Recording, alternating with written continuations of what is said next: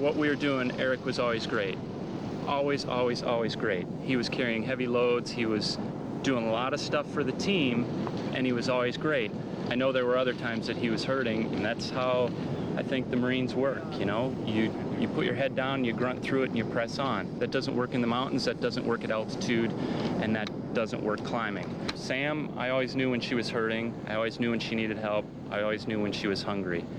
Eric, I did not, and I think that works well in the Marines, but I don't think it works well in the mountains. It can lead to problems. And Sam did try to get that point across to Eric, and you know, that's not where he's coming from, and that's not his background, so that didn't work. Sometimes it's not easy to say, you know, I'm really hurting today and I need help. And that's something that, you know, I think all of us on the team picked up different times where Eric was definitely struggling physically, but you know, I think from his background and what he's been through, he's been in positions where maybe it wasn't all right to admit that, but I think that somewhere, like the kind of stuff that we've been doing, and in Everest as well, it's crucial for your teammates to know where you're, to know how you are, to like be able to gauge you. You know, Eric's a great guy. I consider myself friends with Eric, and that's certainly why this was a very difficult decision for me. I've had some great experiences here. I've met some great people, had some great opportunities. I'll still fly back home with my honor, my integrity, knowing who Eric Kapitulik is. And, you know, 5, 10, 30, 50 years from now, I'll go to bed at night still knowing who I am and what I represent. Join us on May 31st when the global extremists travel to Iceland, where they will eliminate 4Today,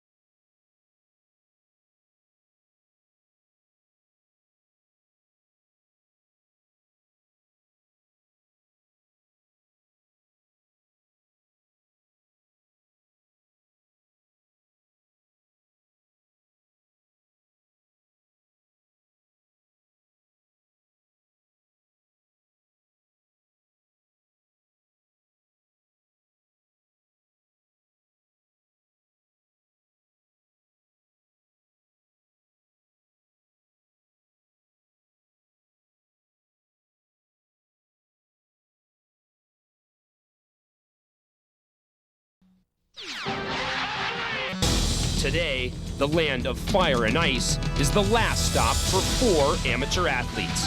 They will endure this brutal and relentless climate, and now all that remains is the decision of who will go on to Mount Everest. Each athlete will have to make a difficult choice, since only 5 can be a part of the dream team. My chances are as good as anyone else's. I'm optimistic by nature. I think my odds are great. I really have no idea. If this were Vegas, I'd bet the farm, but it's not. It's global extremes, and anything can happen. As they move across this rugged country, they'll learn lessons that will serve those that move on to Everest well, especially when they encounter winter storms where high winds decimate their tents. This is one hell of a transition for the jungles of Costa Rica. It began with 50 athletes in Moab, rock, river, and sand. 24 confronted the Rocky Mountains.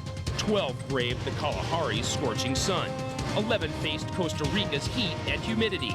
Today, Iceland's Arctic winter will determine which 5 will ultimately have the opportunity to climb Mount Everest. This island nation in the North Atlantic now holds the fate of the global extremists that dream of standing on top of the world. Iceland offers the perfect venue for the athletes to demonstrate the skills necessary to summit Mount Everest. The athletes themselves will be called upon at the end of the Iceland expedition to eliminate 2 of their members. Here in Iceland, we're going to reassign the 9 of you into 3 teams. You're going to be responsible for everything, from safety on the glaciers to cooking in the tent at night.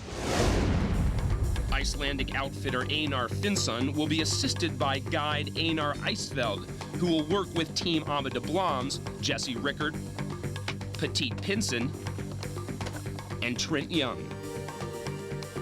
Hallgrímur Magnusson, the first Icelander to climb Mount Everest, leads Team Lhotse with Colleen Inken, Ted Mann, and Troy Henkels.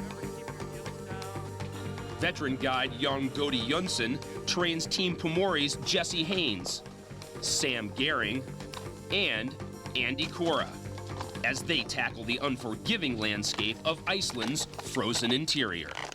Eric Phillips will be the expert judge for the Iceland portion of Global Extremes. A native of Australia, he is one of the world's foremost polar explorers. Never daunted by wind or cold, Eric is the only person to have skied across the world's 4 largest ice caps. Sharing his expertise of extreme conditions will be a valuable resource for the athletes as they prepare themselves for Mount Everest. In Iceland, the Toyota 4Runners will prove to be a valuable team member as the athletes traverse this barren land and face the brutal winter conditions. On Iceland's southeastern coast, its highest peak, Kafnadalshnúkur, stands at just under 7,000 feet. The teams use 4-wheel drive vehicles to traverse the demanding Icelandic backcountry. We've been going for 7 weeks now, and I'm definitely someone who tries to be in the moment and thinks that's a really important part of life, and the whole journey is why I'm here, and even why I want to go to Everest. It's not that final moment on the summit, it's every moment.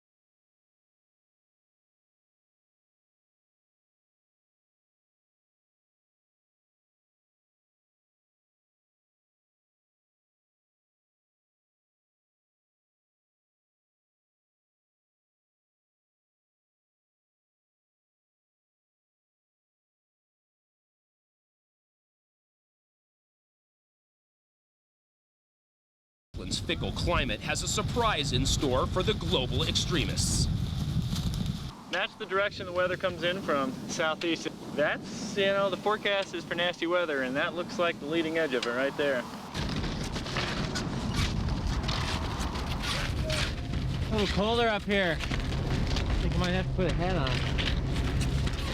And it's getting really icy, and the pitch steepens up here, so skins just aren't cutting it anymore. It's really cooling down, too. We knew some bad weather was moving in. We didn't know how bad it was going to be, and it turned out it was probably a little more than we had expected. As we got up to the plateau, the wind pretty much hit us in the face at that time, and it was persistent, real steady wind. Upon reaching the massive Caldera Plateau at 6,000 feet, they set up camp. The summit for the next day will be an easy 1,000-foot climb.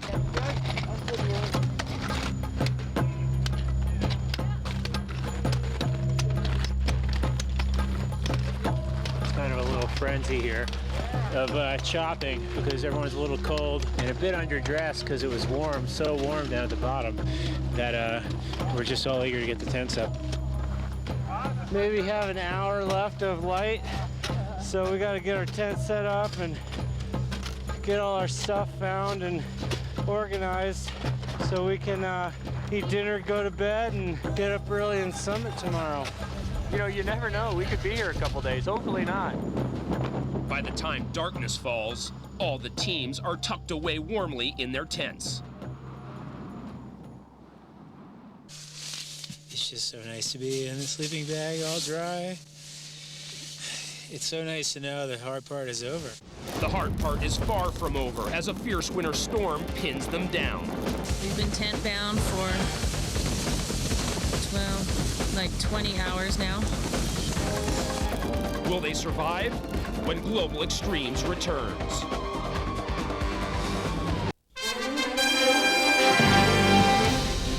Global Extremes Mount Everest, Forerunners of Adventure on ABC Sports. Brought to you by the all-new 2003 Toyota 4Runner.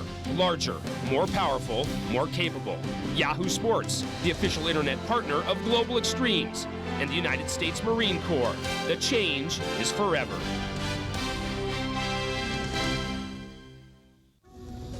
The storm continues to relentlessly punish the athletes and their camp. The visibility was probably about anywhere from 5 to 20 feet, between 40 and 60 mile-an-hour winds, blowing snow, and it was really steady the whole time.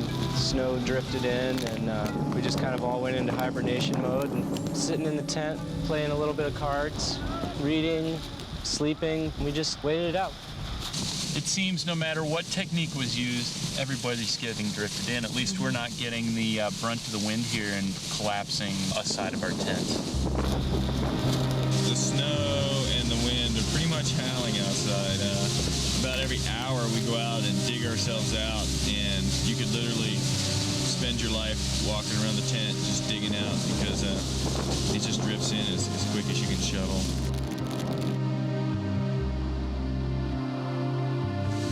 Tent bound for,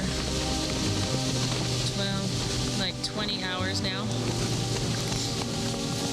Relentless Iceland winds closing in on our tent. There's a high moisture content in this snow. It sounds okay.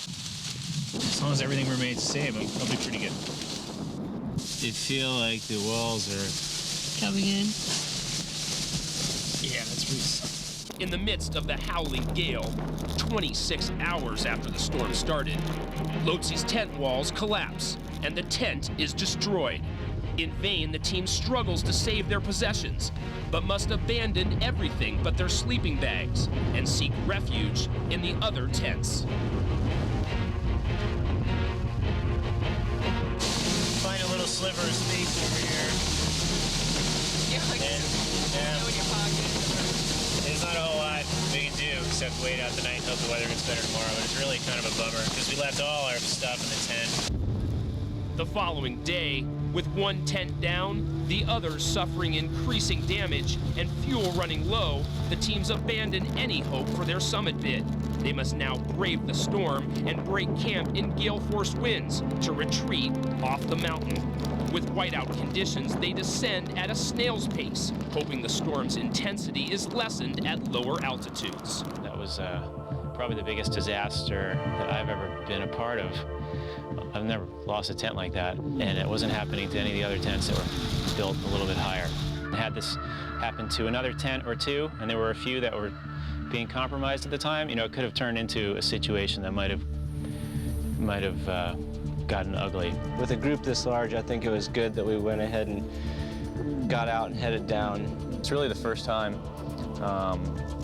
on this trip, on Global Extremes, really, that we've, that I really felt exposed as far as the risk factor was up a little high. The athletes expressed their concerns about the mountain climb.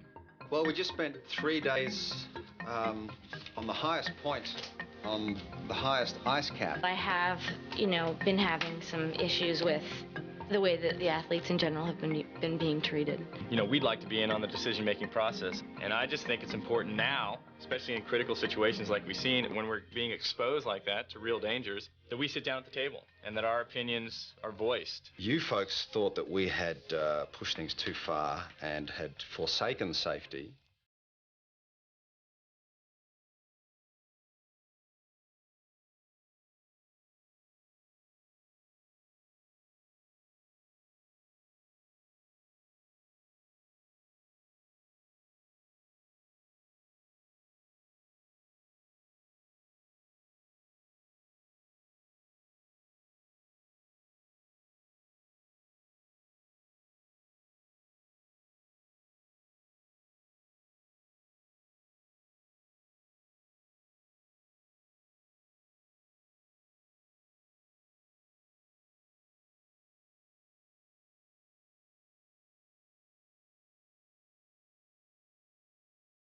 really need to bring the whole decision-making process to the forefront here. Instead of allowing other people to make critical situations, you now need to take that into your own hands. My main concern was the snow loading on top of that layer of ice and not knowing the local weather patterns and everything like that. I was worried about avalanche danger the longer we stayed. It seemed like the past few days we were doing things that may have been a little bit unnecessary, and as much as getting stuck up in the storm on the mountain probably proved beneficial for everyone, we thought there was a better way to do it. Next, the athletes learn firsthand how the Icelanders exist in their harsh environment and make a few new friends along the way. When Global Extremes returns.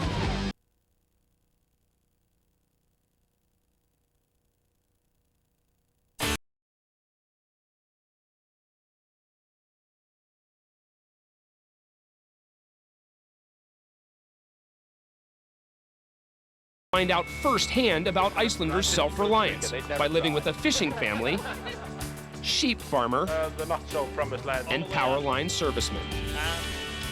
Team Lotsi's Iceland homestay may turn out to be a jolting experience. Snowing today. Helmar is a power technician, so he's responsible for all the power lines and a lot of the facilities that produce the power. He's a lineman, so if there's any trouble in the lines or the poles, he's out repairing those. Yes, now we changed clothes, get ready for the mountain. Okay. Great. It's gonna be rough. Troy does similar work in Alaska as a phone line repairman. This is no problem. And they always get narrower the further up you go. Yeah. It's the same size as my wife. They join Helmar repairing power lines. Looks kind of like a gym class. But first, they must climb, Icelandic style. Their gear that they use is a little different than ours, and I don't think it's any better or any worse. It's just different, so it would take myself a little bit to get used to using his equipment. Those will take a little getting used to. Yeah. I sure don't see it. There's a jury rig if I've ever seen one. Yeah. Yeah, it feels all right. Everything's high enough. Good, kid. That's it? No, you can come down if you like. Colleen, you Okay. you gonna have a go? Sure. Is that right? Yeah, it's looking all right. Yeah, a little. Is that good, Troy? Yeah, that's good. She's fast learner. Team Pomori will learn how Iceland's tradition of living off the sea is still thriving. Their host family is known for their award-winning dried fish. We get to see our hosts for tonight. Yeah, I'm Staden. Say again? Staden. Yeah. Nice Jesse, to meet you. nice to meet you. Hi, I'm Sam. Nice to meet you. Pickett? Jesse. Pickett. Jesse. Bjarker's 25 years old, and there are very few fishing boat captains who are, that young. And Stainen is 20 years old, and she's one of 3 women in Iceland who go out to sea, and that alone is pretty impressive to me. I've never been to sea before. This is the first time. It's pretty amazing watching these big swells. The fishing industry in Iceland is responsible for 70% of the country's exports. The cold and unpolluted waters off Iceland make for a healthy fishery and some of the world's premium seafood. They spend the next 4 hours hauling in the catch. Most of the fish caught is cod, but there is an assortment of other colorful sea life. The thing that impressed me most about being out to sea with Bjarker and Stainen were really just being with them. They were very efficient, very professional. Back at the harbor, their father Einar is waiting to help offload the catch. I want to do this. I'm not in the mood for sushi tonight. Never been out on the sea before. It was like a wall of water. Some of the things that impressed me most about these people were their sense of humor. I mean, wonderful sense of humor. Everything's funny. Put it on like this. Okay, it would take us a day and a half to do these fish right here. Andy Cora missed the fishing. He made a trip home to meet his newborn son. This is Wiley Tom Cora. And he's starting day 3. Are you gonna cry for us? No, you're just gonna make a face? Most babies don't have a big old nose like that. Where'd you get that? I slept in my own bed last night. I was dreaming about that the other day. I was going, man, I would love to come home and sit in my hot tub and be in my own bed for one night. And I really hope to stand on the top of Mount Everest and be able to tell my new little boy all about it. Team Ama de Blom learned sheep farming from a traditional Icelandic family.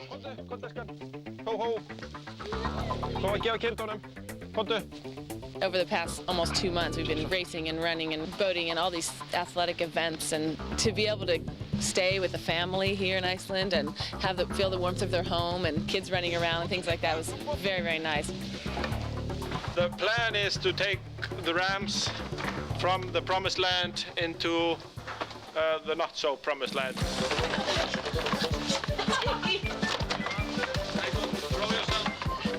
That was kind of an interesting activity. We had some pretty comical catches. Separating the rams from the ewes once again adds a new twist to the skill bank required from the Global Extremes athletes. I'm trying to identify the rams by sort of bending under them and looking for specific ram-like parts.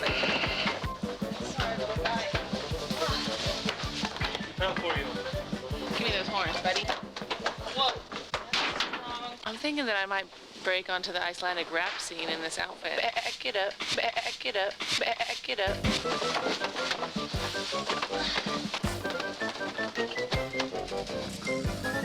I think we're getting better at this. Next, a challenging 5-day ski expedition across Iceland's interior. Looks like we're headed right into the storm. Either that or the storm's headed right into us.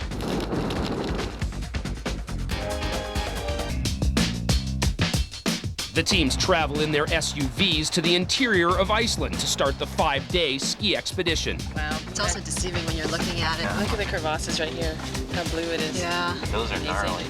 It's just so spectacular. The Traverse will be the final challenge in Iceland before the Everest team is chosen. Everest expedition leader Russell Bryce joins the group, and along with Eric Phillips will determine the final team of 5 after the athletes themselves eliminate 2 members. With Russell's arrival, the gravity of the final elimination looms.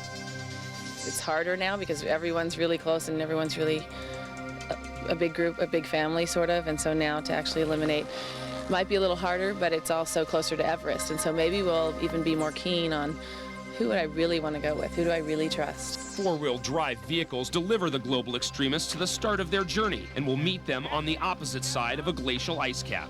The 5-day traverse will pass over frozen lake beds and snow-covered lava fields. The expedition will then travel south, crossing an exposed glacial ice cap. This will be the final test for the athletes before Mount Everest. I can just see it in people's faces and the mood around here, and we all want to go, and getting here, you're so close. You know, climbing Mount Everest is more than just part of the Global Extremes adventure for me now. You know, is it a holy grail? I don't know. It's the end game. We're going straight down this thing. Ain't no messing around. We're going to get crushed. We're not going to get crushed. You just watch this, boy.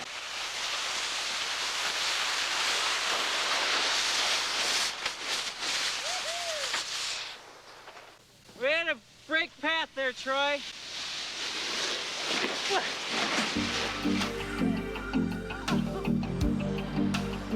After managing to stay dry, the final obstacle of the day is a glacier-fed river.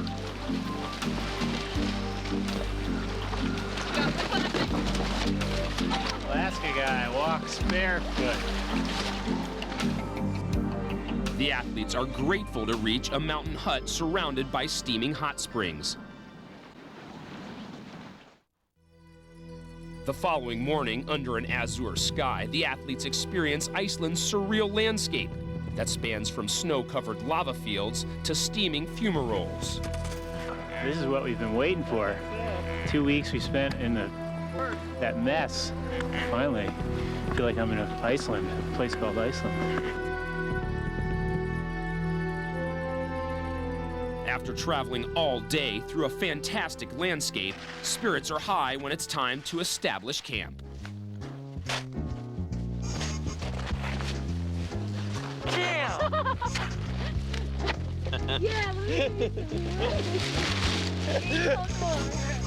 no, keep your crap on your side. What is that now?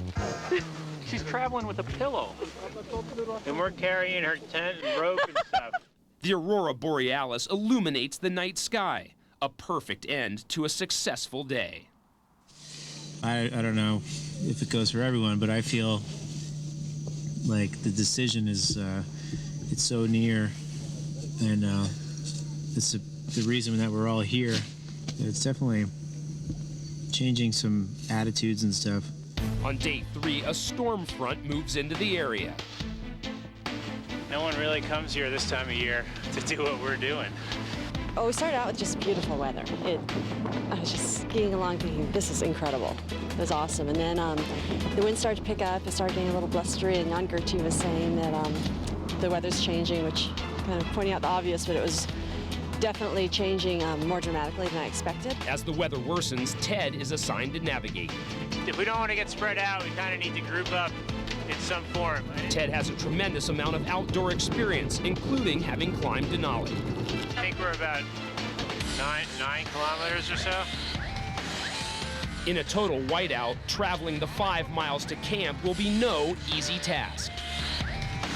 The guides here definitely seem to be a little burlier. The weather doesn't affect them, and we're all sort of huddled, waiting for the wind to break, which rarely happens. But I suppose if you lived here and you didn't have a choice, you just sort of adapt. So I'd like to think that's what it is more than a bunch of us just all being a bunch of wimps. The wind continues to pick up, and the terrain becomes more treacherous.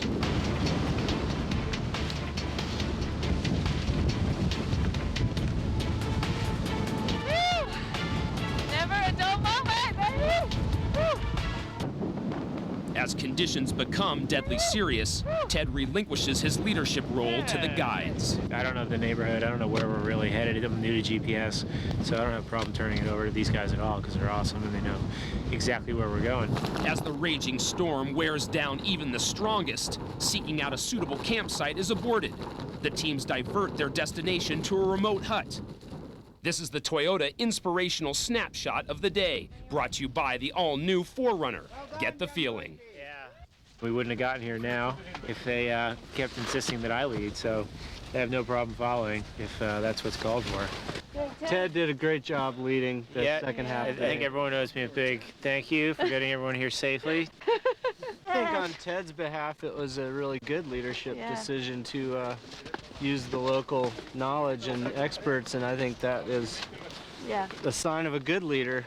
The athletes contemplate the final team for Everest. If I had to put an Everest dream team together, if the decisions were left up to me, my dream team, I guess, is fairly obvious to me. Dream team for Mount Everest. Ted, I would have to say Troy. Ted and Troy seem like good, solid mountaineers. Ted and Jesse Haynes. I know Colleen's name's been thrown around a lot. It would be Colleen. Colleen is tough. Love being around Trent. She's become a good friend of mine. And hey, throw in Petite for the poems and songs and good humor. That's all I can say for now. All right, there's an opportunity to do some kiting. Is there anybody that's willing to give it a try? Sam, Andy, and Troy jump at the chance, but with a crosswind, they will have to tack and should not be much faster than the skiers. Eric has used traction kites during all of his ice cap crossings, from Greenland to Patagonia to the South Pole. The fickle weather of Iceland may have a few more surprises in store. Looks like we're headed right into the storm. Either that or the storm's headed right into us. Still trying to make good time. Just let some others go ahead to break trail for a while, because the going's rough up there in front. They forge on into the night, solemnly considering their final 24 hours of the Iceland expedition. Mine's definitely on the elimination at this point. There's so many rumors flying around about how we're doing it. We don't even know how we're doing it, so I'm just trying not to think about it. I can't believe it's over. I can't believe that 9 weeks passed, and we're all still here, and everyone's still relatively friendly, and everyone's no fights and no injuries, and everyone's here waiting tomorrow now to hear what's going to happen. On the final day, the storm is at its worst, and the athletes bear down with the elimination on their minds. You know, it's always been in the back of our heads. It's been something we've always thought about. It's something I think of every day, and, obviously we watch our teammates and we see who we'd want to go to Mount Everest with and who we wouldn't. Sensing that the end of the expedition is near, the Global Extremes athletes muster their final reserves to push on, knowing that on the far side of the ice cap are food, shelter, and an easy escape with the rugged four-wheel drive vehicles. This storm is a fitting end to the first part of the Global Extremes saga. These athletes have been together for 9 weeks, and they have survived the heat of South Africa, the jungles of Costa Rica, and the extreme conditions of Iceland.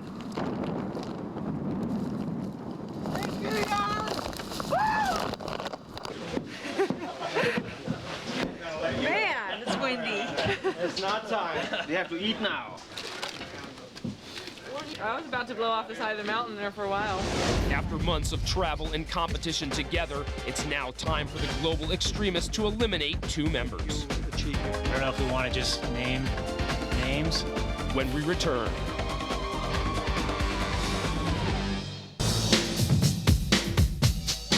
Good job, everybody. 9 weeks later. Yeah. We've all been through a lot together, and I think everyone here can pretty much cut anything that has been thrown at us so far, and a pretty amazing group of people. So before we start this whole discussion, I'll say something nice. You guys are awesome. Yeah, I agree. I don't know if we want to just name names, go from bottom of the list up or backwards, or... Well, I'm just going to say the 7 that I would consider to be on the mountain with to be the best. I'll start over here. Troy, Andy, Sam, Jesse, Petite, and Ted. Sorry, Trent, I love you, but Colleen, but You started it, Jesse. Yeah, it's really hard. that's what I have to go with. We could get this over pretty quick if everybody just was straightforward and honest with Jesse. Well, I don't think we need to name 7. We just need to name the 2, and I'd pick Trent and Petite. No personal reasons. I'll name my 2, and I'll give a short explanation on one. And it'd be Jesse and Trent. And Jesse, I really was looking for every reason not to pick you, because your positive energy, I mean, it goes so far. You're so positive. I mean, you're strong, you're so positive, and you're so helpful. And the one thing it kept coming down to, and everybody is so close. I mean, everybody has so many good qualities. And it was just the organization and being kind of scattered. And it doesn't seem like it's not a big deal in most situations, but if you can't find things, if you're misplacing things in a situation, like that, those kind of things can be really critical. And because it was splitting hairs with everybody, that's what it was. Probably have to go the same with Andy. But I'd have to say that I really appreciated Jesse's energy also. He's always there, and he's always got a smile on his face, and he's always more than willing to be at the back of the pack, helping everybody out. And I just think maybe it's age and experience that a lot of the other guys have a lot more experience than you do, Jesse. But as far as being there all the time, you've always been there. And I guess just racing with Trent, over the last months, it just seems sometimes that psychologically you talk yourself out of things or don't have the confidence level sometimes. So those would be my 2. It's my turn. We're going around the circle. It seems like we are. Yeah, this is like my least favorite thing about this whole. I mean, You're so good. I should be a pro. This is my 3rd round. I'd have to say the same thing. I'd have to say Trent and Jesse, and for pretty much the same reasons.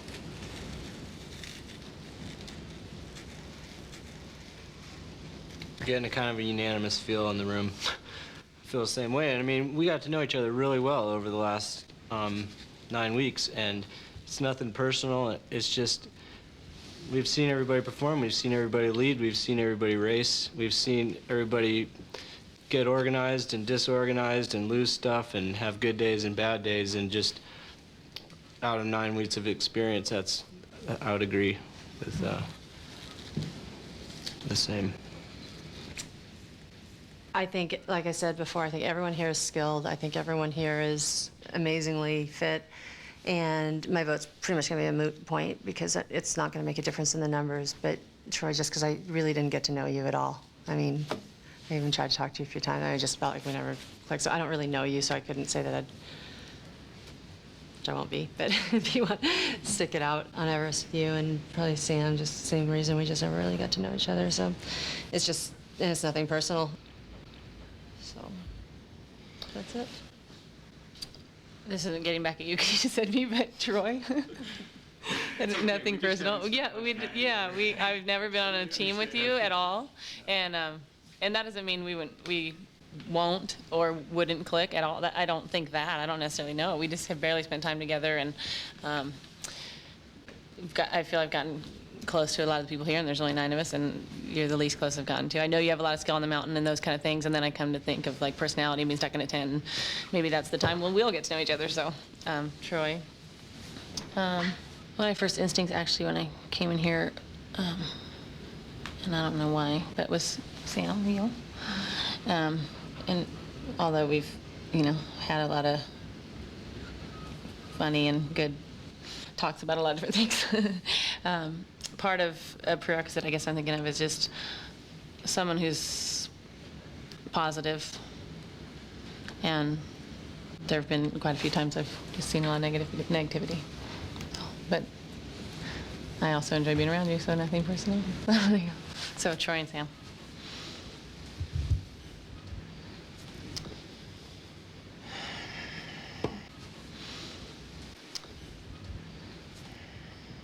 Trent, I'd have to say, just based on the 9 weeks, maybe not here, you might have fit in fairly well here, but saw a lot in Costa Rica, saw a lot in Africa, that I think it's not a personal thing, but it's a serious, endeavor to go up there, and I think you just want, there are clearly 5 better people here. And Sam, I don't think you take things very seriously. I don't know if that's just your personality or what. Strength, I don't doubt, but it just seems like the commitment really isn't there. Thanks. That was painful, but No, I thought the last 5 minutes was great. Oh yeah.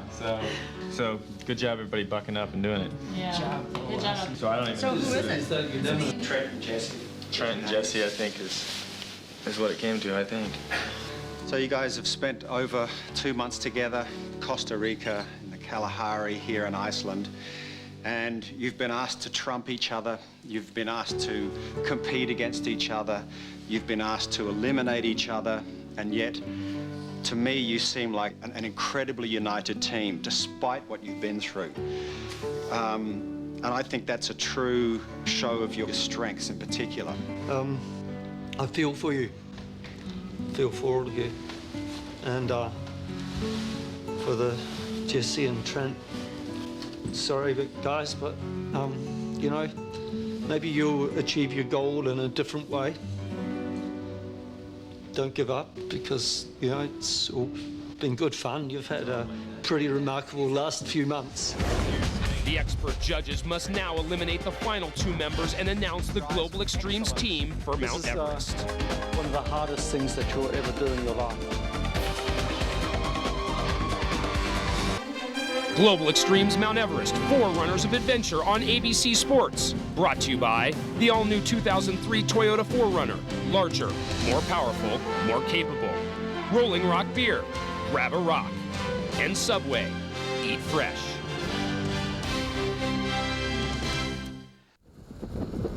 The judges face the difficult task of personally selecting the final 5 who will make up the expedition dream team that heads to Mount Everest in the spring. We're no longer looking at skills, really. We're looking at personalities and characters and how they fit into a team. The first person is Sam, coming into my mind. She performed well, but somewhere along the line, not coming to early on, she didn't come to some of the briefings. She always seemed to be on a different time scale than everyone else. Colleen, and you two mentioned Andy. Yeah, also Andy. Because I think his personality is going to be quite hard to deal with at base camp. It's a very over-the-top sort of personality, whereas everyone else is quite level. Yeah. Andy, demonstrative, extroverted, and then Colleen on the other side, who's introverted, a little more quiet, likes time by herself, which are not bad things, but when you're in it as a team and you need to climb as a team and develop as a team, you really want people who are more equal in a personality level. We have not spoken about Ted, Troy and Jesse Ricketts. Jesse Ricketts interesting because he's super capable. He spent a lot of time in the mountains. He's so comfortable on skis, on his climbing equipment. He's got a great personality, but he can just be a little sarcastic a little too often, you know, when things are a little too basic for him. He starts getting a little sarky, and that can be annoying for the team and certainly for judges. Athlete number 1. We're about to find out which 5 athletes make up our expedition dream team. In May, they'll attempt to stand on the rooftop of the world. Over 4 months ago, 50 extremely talented athletes gathered together in the deserts around Moab. From there, 24 progressed to the mountains around Aspen, and from those, 12 were chosen to embark on a series of unique and exciting events and expeditions. 9 of you have progressed through to Iceland. Only 7 remain. This is tough. Eric, you're shaking. I am. The one time. I'm shaking. The sum of our judgment is the following team. Athlete number 1 is an extraordinary athlete and indeed a fantastic team player. She strives for excellence in everything that she does and caps it off with a rap song. Petite Pinson. All right.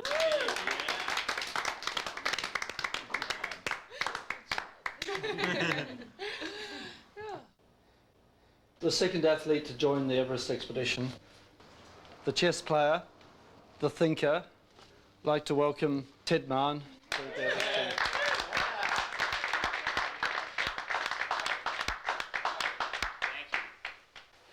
Athlete number 3 is a multi-skilled adventurer with a huge amount of ice experience already under his belt. Troy Hinkles. Well done. Congratulations, man. Thanks, guys. Well, the fourth person to be selected comes with the good outdoor skills. So welcome, Colleen Inkle. Yeah.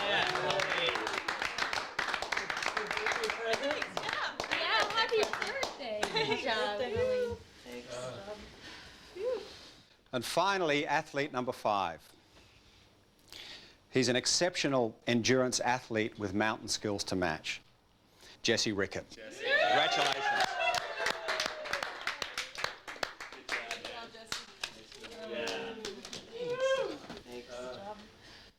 Good job, you guys. Congratulations. Good job. This is one of the hardest things that you'll ever do in your life. You're going to need every one of these skills that you've learnt, especially in these last few days in Iceland. The main goal is to get down and be safe. Secondary to that is to get to the summit. Let's think about that, and let's meet in Kathmandu. Cheers, guys. Cheers.